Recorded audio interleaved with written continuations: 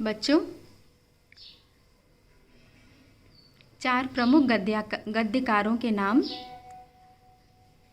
ठीक, लल्लू लाल जी, सदा सुखलाल, सदल मिश्र एवं इंशाअल्लाह खां। उसके बाद आता है, ये भारतेंदु से पूर्व के गद्यकार हैं।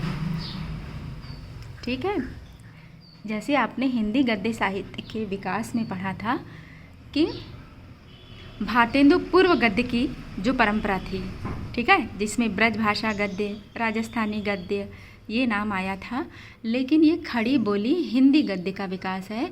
इसमें भारतेंदु के पूर्व चार प्रमुख गद्यकार, ये अभी जो नाम गिनाए गए हैं, और उनकी रचनाएं, ये खड़ी बोली हिंदी की प्रथम गद्यकार माने जाते हैं।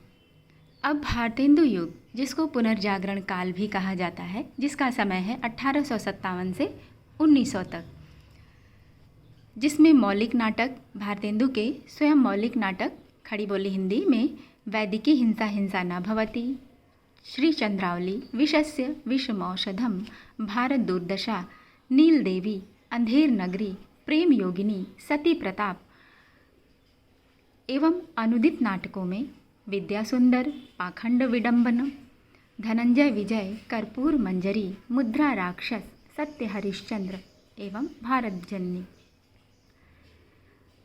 अब ये बच्चों, खड़ी बोली गद्य के विकास में इन रचनाओं का भारतेंदु के स्वयं उनके द्वारा जो लिखे मौलिक एवं अनुदित नाटक हैं, इनका प्रमुख योगदान है। सहयोगी लेखक उनके भारतेंदु जी के जो सहयोगी लेखक थे, प्रताप नारायण मिश्र, बद्री नारायण चौधरी, प्रेमघन, पंडित बालकृष्ण भट्ट एवं अंबिका दत्त व्यास आदि। उस युग में, ठीक है, प्रताप नारायण मिश्र जी का, जिसमें आप अध्ययन कर चुकी हैं, है ना, उनकी ब्राह्मण पत्रिका और उनकी रचनाएं भी हैं, बहुत सारी निबंध हैं, तो जिनका खड़ी बोली गद्य के विकास में नाम आता है। उसके बाद विभिन्न पत्र पत्रिकाओं का भी योगदान है, जैसे हरिश्चंद्र मैगजीन, बाद में इसी का नाम बदल करके हरिश्चंद्र चंद्रिका हो जाता है। कवि वचन सुधा, भारतेंदु जी की ये पत्रिकाएं हैं, जिसमें उन्होंने स्त्रियों के लिए बाला बोधिनी नामक पत्रिका लिखी थी। उसके बाद द्विवेदी युग आता है खड़ी बोली हिंदी के विकास में। अब देखिए, दोनों बातें साथ साथ आप लोग ध्यान दीजिएगा। एक हिंदी गद्य का विकास, जो जिसमें भारतेंदु युग, द्विवेदी युग, है ना, शुक्ल युग, शुक्लोत्तर युग आप पढ़ती हैं, उसी तरह से खड़ी बोली हिंदी का विकास, है ना, वो तो गद्य का विकास था, जिसमें आप तमाम बातें, है ना, हिंदी गद्य का विकास यानी नाटक, निबंध, कहानी, उपन्यास, जीवनी आदि आदि।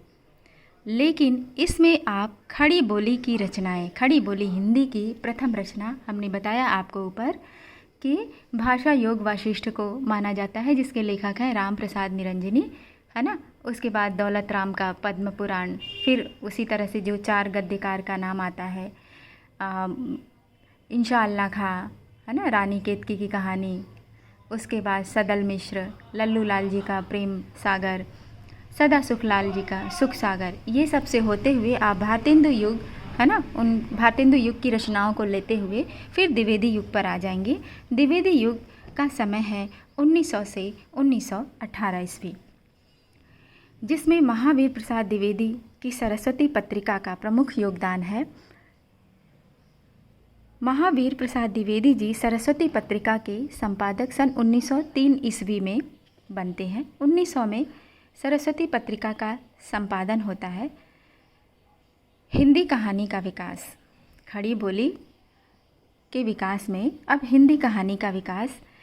प्रथम कहानी इंदुमती, जिसके लेखक हैं किशोरीलाल गोस्वामी। हिंदी की प्रथम कहानी इंदुमती को माना जाता है, जिसमें किशोरीलाल गोस्वामी